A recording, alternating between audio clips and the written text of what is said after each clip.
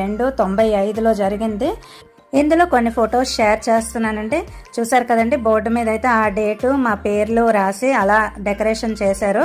అలాగే నిశ్చితార్థం అని కూడా జరుపుకుంటూ ఉంటారు. చెన్నైలో పెళ్లికి ఇక్కడ పెళ్లికి చాలా డిఫరెన్స్ ఉంటుందండి. మామూలుగా ఇక్కడ చేసేది ఒక రకం అయితే చెన్నైలో అయితే ఒక రకంగా చేసుకుంటూ ఉంటారు. ముందు రోజే పసుపు కొట్టం అన్నీ ఏర్పాటు చేస్తారు.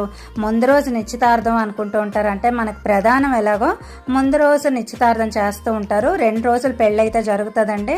అందరికీ కూడా పెళ్లి బట్టు కాకుండా నార్మల్గా మనకి నామం ఎలా పెట్టుకుంటారో అలా తిరునామంలాగా పెడతారండి. అక్కడ పెళ్లి బొట్టు అని ఉండదు.